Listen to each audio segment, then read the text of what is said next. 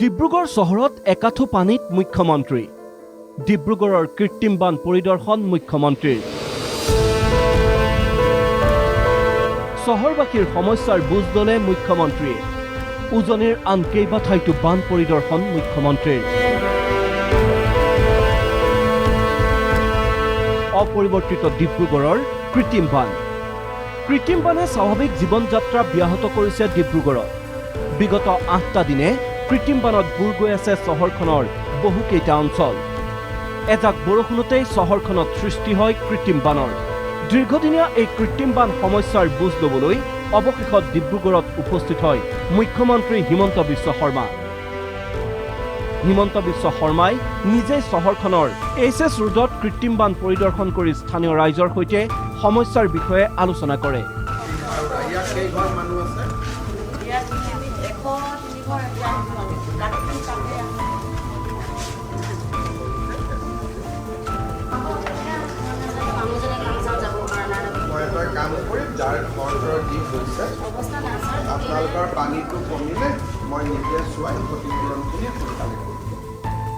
ডিব্ৰুগড়ত মুখ্যমন্ত্ৰীৰ সৈতে স্থানীয় বিধায়ক প্ৰশান্ত ফুকন আৰু মন্ত্ৰী পীযুষ হাজৰিকাও উপস্থিত থাকে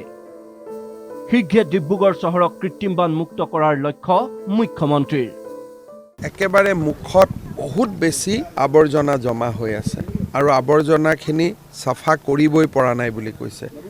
গতিকে অকণমান গ্ৰেডিয়েণ্টৰ অসুবিধা নে মুখত আৱৰ্জনাবিলাকে ক্লক কৰি দিছে গোটেইখিনি আমি চাব পাৰিম যেতিয়া পানীটো কমি যাব মই আহিছোঁ চাবৰ কাৰণে প্ৰশান্ত ফুকনো আছে আমি যিমান পাৰোঁ ডিব্ৰুগড়ৰ ৰাইজক সহায় কৰাৰ বাবে চেষ্টা কৰিম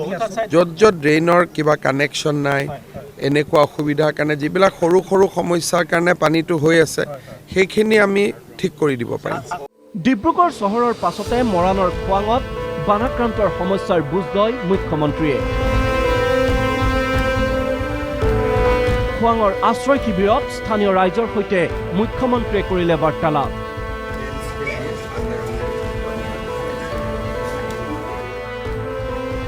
ইয়াৰ পাছতে টেঙাখাটৰ ঘুমতাল বৰমামৰ ভগ্ন মথাউৰি পৰিদৰ্শন কৰে মুখ্যমন্ত্ৰী হিমন্ত বিশ্ব শৰ্মাই বুঢ়ীদিহিং নৈ মথাউৰিটো পুনৰ নিৰ্মাণৰ বাবে বিশেষ প্ৰকল্প লোৱা হ'ব বুলি আশ্বাস প্ৰদান কৰে মুখ্যমন্ত্ৰীজনে টেঙাখাটৰ আশ্ৰয় শিবিৰ আৰু মথাউৰি পৰিদৰ্শন কালত মুখ্যমন্ত্ৰীক সংগ দিয়ে বিধায়ক তেৰছ গোৱালা আৰু তৰংগ গগৈ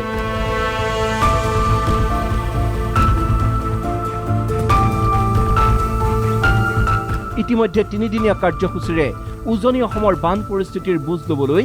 ভিন্ন স্থান ভ্ৰমণ কৰিছে মুখ্যমন্ত্ৰীয়ে মাজুলীৰ পিছতে আজি ডিব্ৰুগড়ৰ বান পৰিস্থিতি পৰিদৰ্শন কৰিলে মুখ্যমন্ত্ৰীয়ে ব্যুৰো ৰিপৰ্ট NKTV+